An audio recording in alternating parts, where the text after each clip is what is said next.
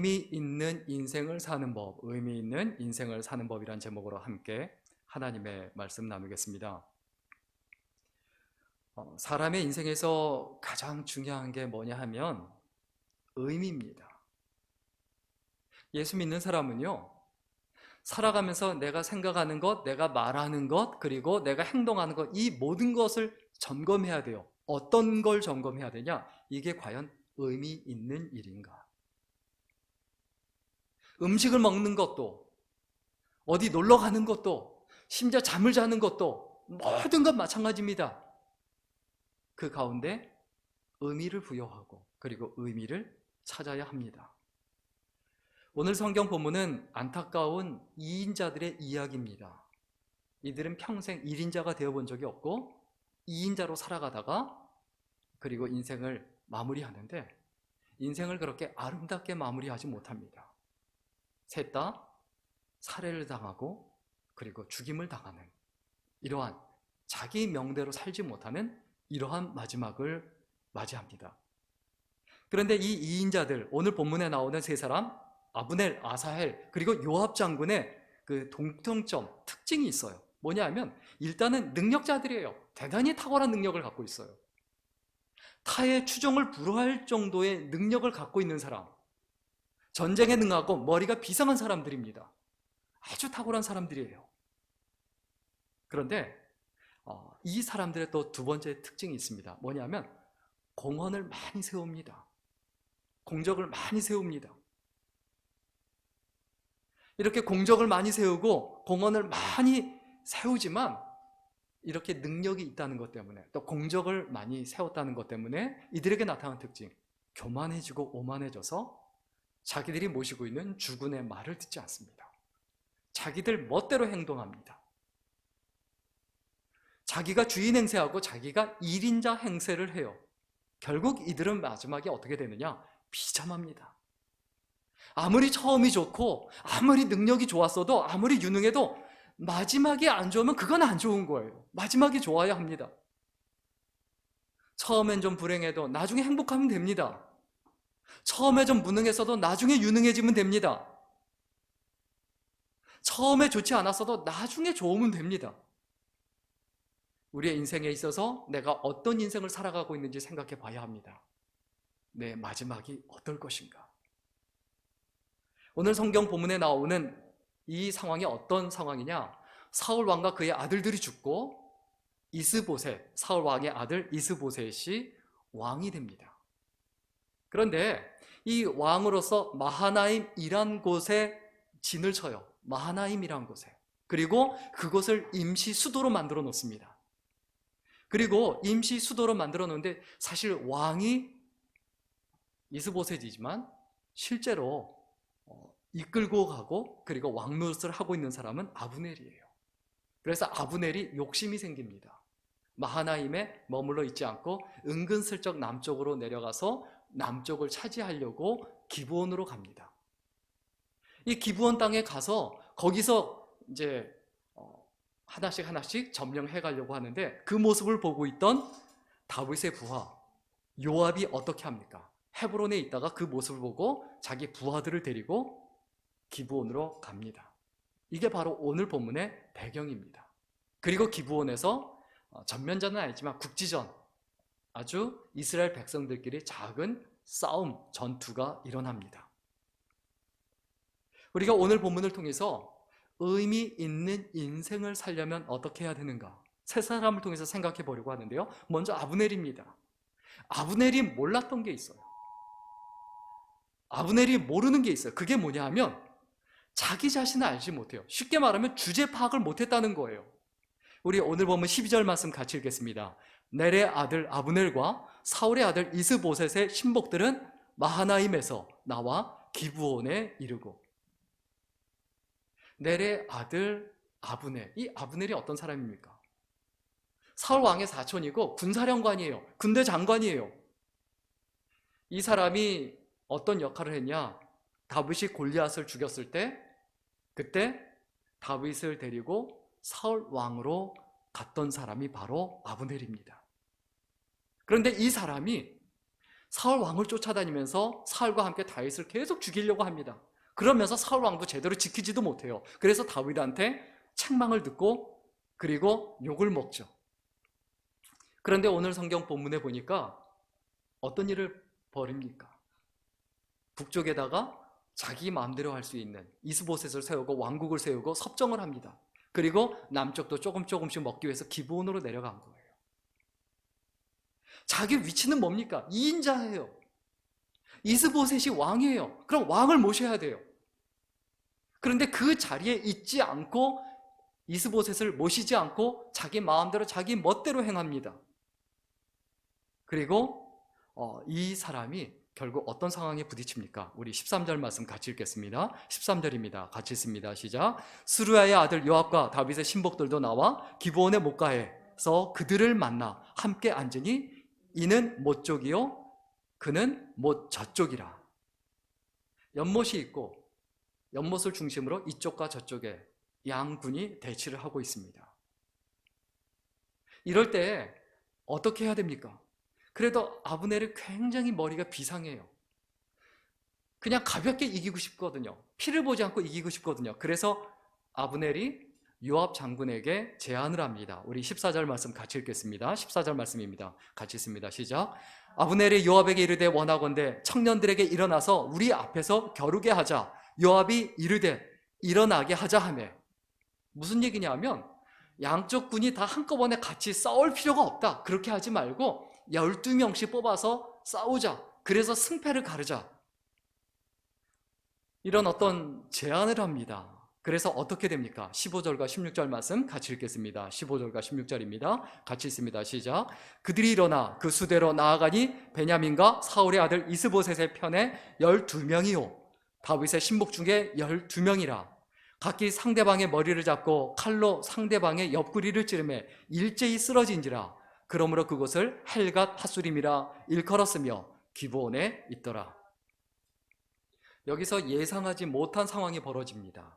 뭐냐 하면 12명씩 나와서 싸우는데 한쪽이 이겨야 돼요. 그리고 한쪽을 다 죽여야 돼요. 그래서 12명만 죽으면 그 전쟁이 끝이 나는 거예요. 그런데 동시에 칼을 들어서 옆구리를 찔러서 24명이 동시에 다 죽어버린 거예요. 승부가 나지 않습니다. 그 모습을 본 북쪽에 있는 이 이스보셋의 군대와 남쪽에 있는 다윗의 군대와 서로 어떤 마음이 들겠습니까? 내 친구, 내 동료, 내 친인척이 자기들 눈앞에서 피를 흘리고 죽었어요. 그것을 보고 눈이 뒤집어집니다. 그래서 그 장소 이름을 뭐라고 하냐면 헬갓 핫수림이라고 말합니다. 이 헬갓 핫수림이란 말의 뜻이 뭐냐면 칼의 들판. 그러니까 칼의 들판이라는 거예요. 칼이 그냥 여기저기 널려 있어서 칼밖에 안 보였다라는 거예요. 이런 상황이 벌어지자 그럼 우리 무승부다 끝내자 이런 게 아니죠. 다 눈이 뒤집히니까 거기서 전쟁이 벌어집니다. 우리 17절 말씀 같이 읽겠습니다. 17절 말씀입니다. 시작. 그날에 싸움이 심히 맹렬하더니 아브넬과 이스라엘 사람들이 다윗의 신복들 앞에서 패하니라. 거기서 전쟁이 벌어지는데 누가 이깁니까? 아브넬이 지죠. 이스보셋 쪽이 지죠. 여기서 아브넬의 문제는 뭡니까?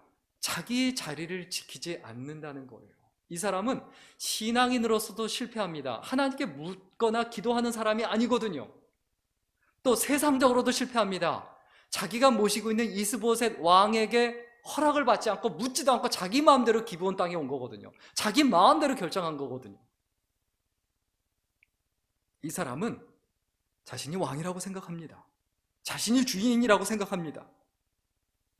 이 사람에게는 주군도 없고 그리고 하나님도 없는 거예요. 우리가 의미 있는 인생을 살려면 어떻게 해야 되는가? 자기 자리와 자기 정체성이 분명해야 합니다. 내가 있어야 될 자리가 어딘가? 내 정체성은 무엇인가? 내가 1인자인가? 아니면 2인자인가? 내가 뭐 하는 사람인가? 내가 어떤 사람인가? 가정에 있든 교회에 있든 직장에 있든 이게 분명해야 돼요.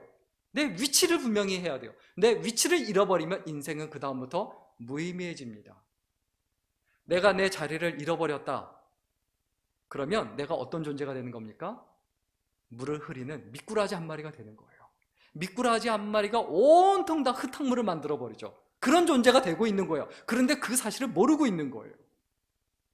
이 싸움이 아무 필요 없는 싸움이에요. 무의미한 싸움이에요. 이런 전쟁이 일어날 필요가 없었어요. 이런 싸움이 일어날 필요가 없었어요. 이 사람들이 죽을 이유가 없었어요. 그런데 아브넬이라는 이 한 사람의 욕심, 자기 자리를 지키지 않는 이 사람의 욕심 때문에 이 많은 사람들이 죽습니다. 이게 바로 아브넬이라는 사람의 인생입니다. 그 다음에 두 번째 나오는 사람이 바로 아사헬입니다. 아사헬이라는 사람이 어떤 사람인가? 우리 오늘 본문 먼저 18절 19절 같이 읽을까요? 18절 19절입니다. 같이 읽습니다. 시작. 그곳에 수리아의 세 아들 요압과 아비새와 아사헬이 있었는데 아사헬의 발은 들로르같이 빠르더라. 아사헬이 아브넬을 쫓아 달려가되 좌우로 치우치지 않고 아브넬의 뒤를 쫓으니. 자, 아브넬이 특징이 어떤 특징이 있었냐? 이 아사헬의 특징, 아사헬의 어떤 특징이 있었냐? 수루야의 세 아들 요압과 아비새, 아사헬이 있었는데 이제 그 중에 한 사람이죠. 그 중에 막내죠. 그런데 달리기가 굉장히 빨라요. 그래서 도망가는 아브넬을 쫓아갑니다.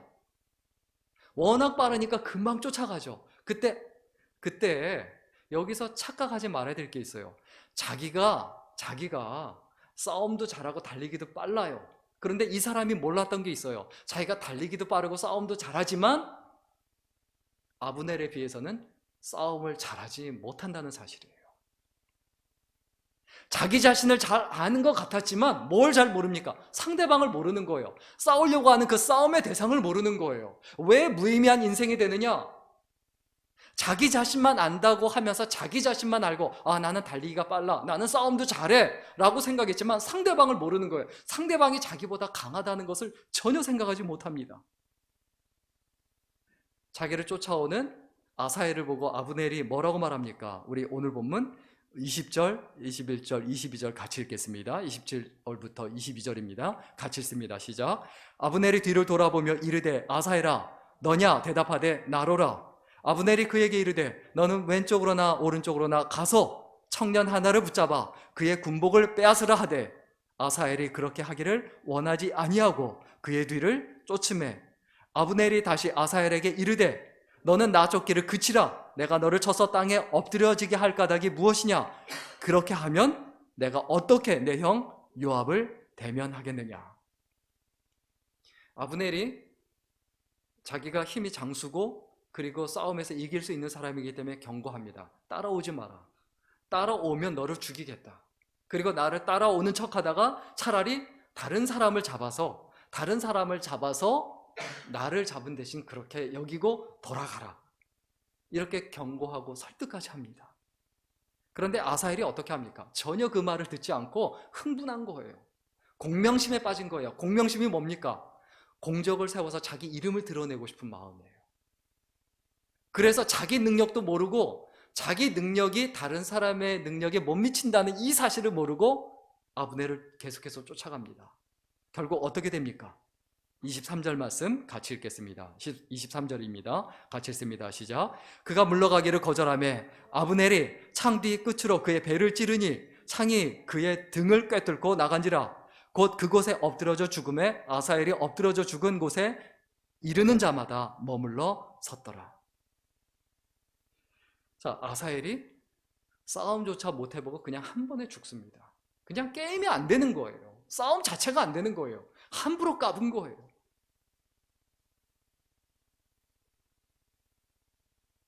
우리가 이 부분을 생각하면서 기억해야 될 부분이 있습니다. 이것은 사느냐 죽느냐라는 싸움이고 전투지 달리기 경주가 아니에요. 이 사람이 착각하고 있는 거예요. 자기가 달리기 빠르다고 쫓아가기만 하는 거예요. 진짜 중요한 걸 놓쳤다는 거예요. 빨리 쫓아가면 뭐합니까? 자기가 죽이지 못할 건데, 싸워서 자기가 이기지 못할 건데. 그리고 또 문제는 뭡니까? 자기 혼자 달리기가 빠르니까 혼자 앞서 나가는 거예요. 같이 갔으면 괜찮아요. 형들하고 같이 가고 부하들과 같이 가면 괜찮아요. 자기 혼자 쫓아간 거예요. 우리의 인생에서 이와 같은 바보 같은 일을 저지르지 말아야 합니다. 세상에는 뛰는 사람 위에 나는 사람이 있습니다. 무능한 사람은 유능한 사람을 절대 못 이겨요. 그런데 웃기는 건 뭔지 아세요? 유능한 사람은 비열한 사람을 절대 못 이깁니다. 근데 더 웃기는 건 뭔지 아세요? 비열한 사람은 연합해서 같이 움직이는 사람을 절대 못 이깁니다. 그래서 성경에 계속해서 뭐라고 말합니까? 하나가 되기를 힘써라. 하나가 되라. 교회가 하나가 되라. 모든 교회가 하나가 되라. 교우들 간에 하나가 되라. 우리가 이 아사헬의 실수를 보고 그리고 아브넬의 실수를 보면서 깊이 깨달아야 합니다. 내가 있어야 될 자리가 어딘가? 그리고 내가 어떤 존재인가? 그리고 또 내가 싸우려고 하는 그 싸움의 대상이 어떤 상태인가? 어떤 사람인가? 내가 경쟁을 하려고 하는 사람이 어떤 상태인가? 이것을 파악하지 못하면 결국 헛된 싸움을 싸우고 무의미한 인생이 된다는 것을 잊어버리지 말아야 합니다. 마지막으로 한 사람 더, 요압입니다. 요압이 모르는 게 있었어요. 요압이 깨닫지 못하는 게 있었어요. 뭐냐 하면 전체 상황을 보지 못해요. 요압은 자기 능력을 잘 알아요. 아브넬하고 1대1로 싸우면 자기가 진다는 걸 잘 알아요. 그래서 싸움도 멈춥니다. 어떻게 해야 이긴다는 걸 잘 알아요. 다 알지만 이 사람이 모르는 게 있었어요. 하나님께 기도할 줄 몰랐고 또 뭘 못했느냐? 다윗에게 보고하지 않았고 다윗과 상의하지 않았고 하나님께 기도하지 않았고 그리고 자기가 결정하고 자기가 판단하고 그리고 자기 혼자 움직입니다. 먼저 오늘 24절과 25절 말씀 같이 읽겠습니다. 24절과 25절입니다. 같이 읽습니다. 시작. 요압과 아비새가 아브넬의 뒤를 쫓아 기브온 거친 땅의 길가 기아 맞은 쪽 암마 산에 이를 때에 해가 졌고 베냐민 족속은 함께 모여 아브넬을 따라 한 무리를 이루고 작은 산 꼭대기에 섰더라.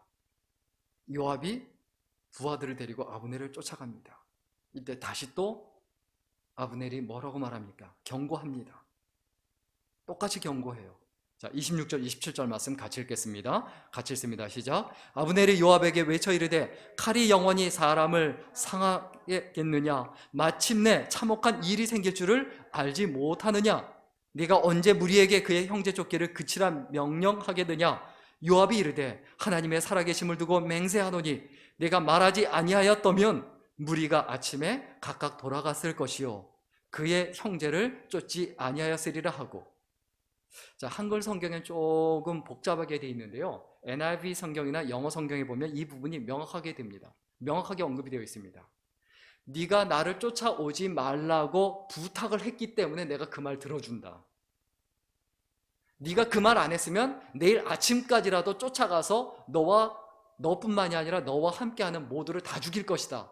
사실은 자기도 자신감이 없고 또 자기도 죽을 수도 있다라는 생각이 있기 때문에 그렇게 자존심 세우면서 거기서 물러가 줍니다. 이게 바로 오늘 본문의 내용이에요. 결국 요압은 어떤 사람입니까? 물러갈 때 물러갈 줄 알았어요. 결국 동생 아사헬과 달리 요압은 그를 더 이상 쫓지 않고 어떻게 합니까? 퇴각 명령을 내립니다. 우리 28절, 29절 같이 읽겠습니다. 28절, 29절입니다. 같이 읽습니다. 시작. 요압이 나팔을 불매 온 무리가 머물러 서고 다시는 이스라엘을 쫓아가지 아니하고 다시는 싸우지도 아니하니라. 아브넬과 그의 부하들이 밤새도록 걸어서 아라바를 지나 요단을 건너 비드론 온 땅을 지나 마하나임에 이르니라. 자, 여기서 먼저 아브넬을 생각해 보겠습니다. 아브넬 다시 돌아갔어요. 뭐 하려고 기브온에 옵니까? 수많은 병사들을 잃고 자기도 죽을 고생하고 뭐 하려고 기브온에 왔냐고요. 자기가 있을 자리에 지킬 자리에 있어야 되는데 필요 없는 일, 무의미한 일을 한다는 거예요. 그러면 요압은 어떻습니까? 요압에게 잘못된 게 뭡니까? 아브넬이 기브온 땅에 왔다고 해서 뭐 하려고 자기도 기브온에 갑니까? 거기 갈 필요가 없었어요. 왜 갈 필요가 없었느냐? 아브넬은 어차피 이스보셋을 배반하고 다윗 밑으로 들어옵니다. 결국 다음 장 3장에 보면 배반하고 이스보셋을 배반하고 등을 돌리고 다윗 밑으로 들어오거든요. 거기서 싸울 필요가 없는 거예요. 어차피 자기 밑으로 들어올 사람인데 뭐 하려고 싸웁니까?